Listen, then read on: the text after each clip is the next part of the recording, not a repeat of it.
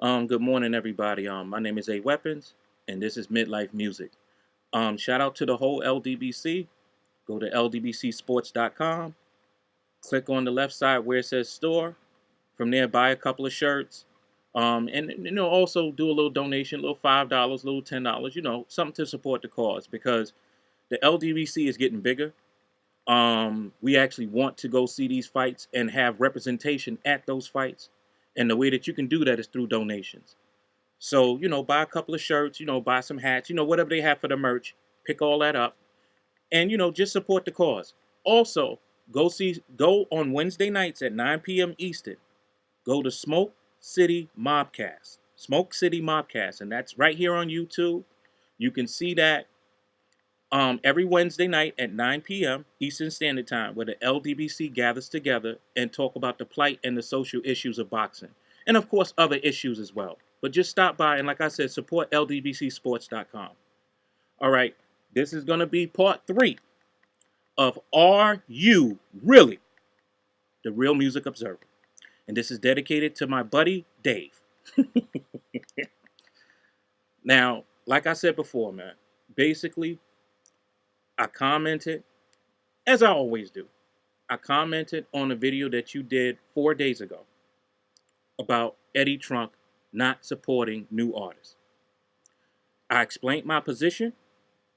I told you what it was, and I told you what it is.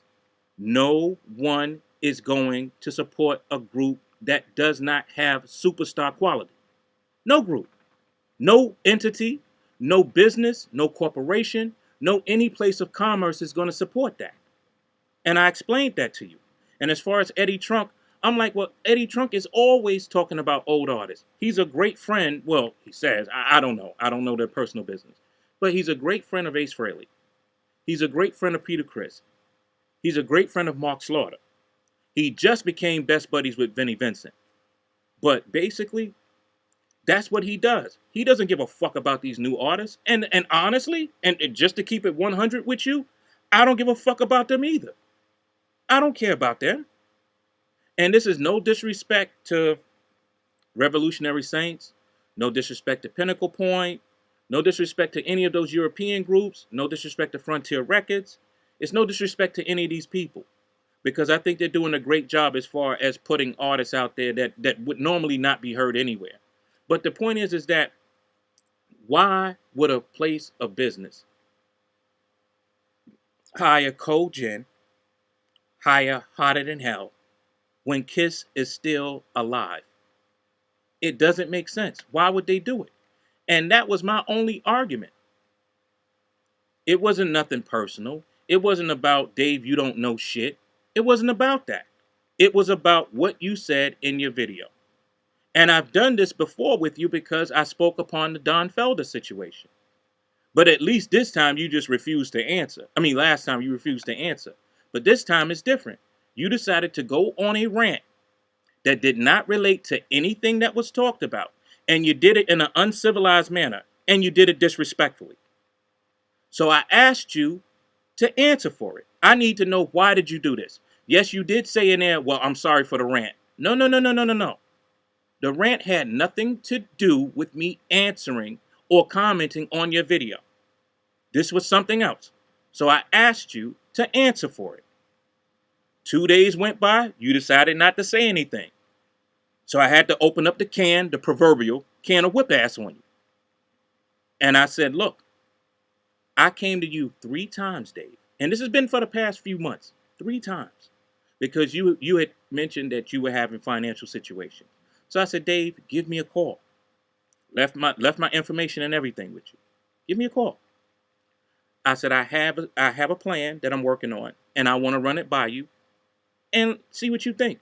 And this would have benefited you and me a whole lot because basically you're promoting these groups. And the way that I had things popping off, things would have worked out lovely because my team, we have 250 YouTube channels. So we could have promoted all of that stuff. All of my stuff, all of your stuff. It would have worked out for everybody. And we would have made money. But you decided not to do it because you don't want to do business with niggers. Not nigger, niggers. You do not want to do business with niggers. Okay, let's just keep it 100. So you ignored me 3 times. But even with that, I just, kept it going. But I said, well, maybe he just, maybe he's just stupid. I don't know. Well, now we know you're stupid. But at the time, I was like, maybe he's stupid. So then I also told you, and like I said, I have it documented. I told you about Patreon. I said, Dave, you need to set yourself a Patreon page. Oh, I heard about it. Now you're on Patreon. But of course, the black man never gets credit. No. Why? Why? Let me ask you a question, a social studies question. Well, history. I won't say social studies. History. Dave, we all know who Thomas Edison is, right? Who's Lewis Latimer, Dave? Do you know who Lewis Latimer is? Nope. You have no idea. Let me answer. Thomas Edison did invent the shape and how the light bulb functions. But his stupid ass didn't know that you can't put a metal filament in there because it's going to burn out.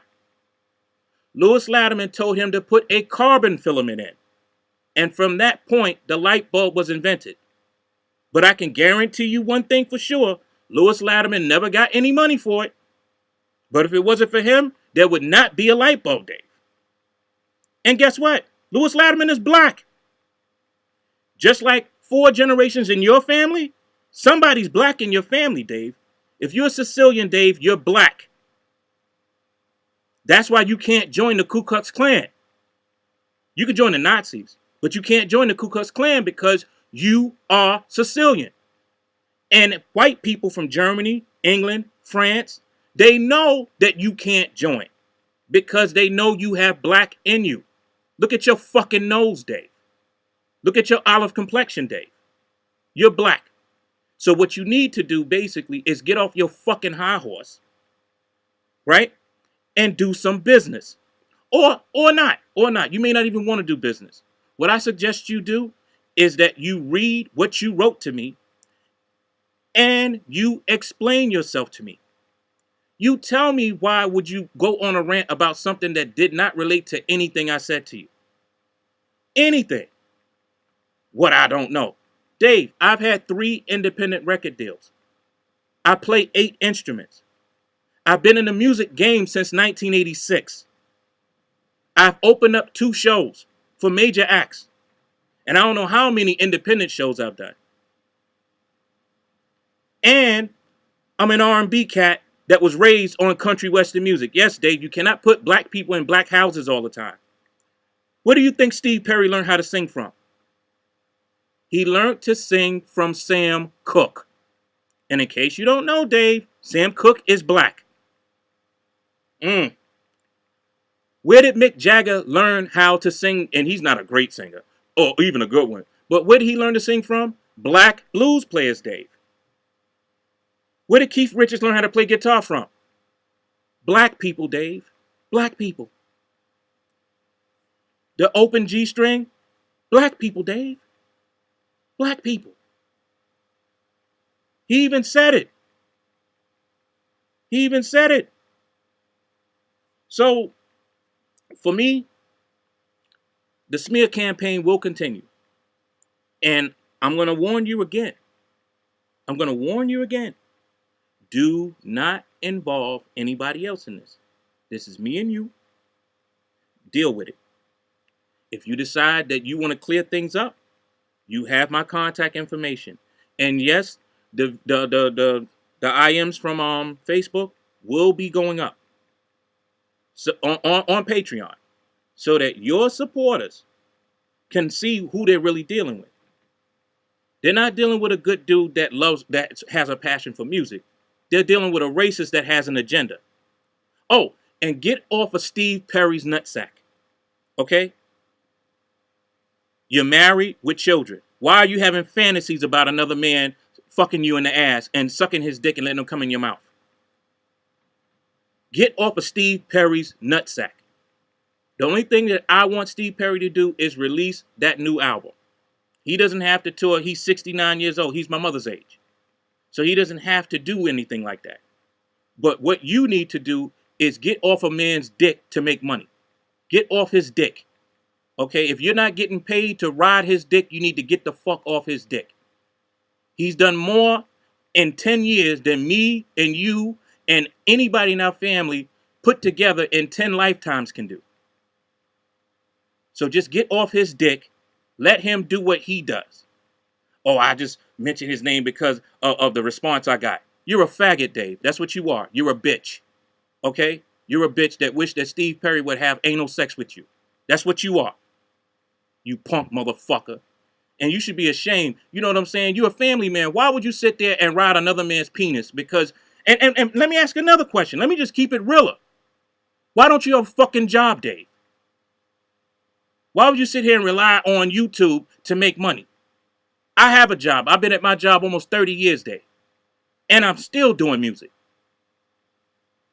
You're a bitch. And I'm going to leave it at that. And you are going to have to answer for what you wrote on those IMs. You're going to have to answer, Dave. You're still going to have to answer. The smear campaign continues. This is Mid-Lyfe Music.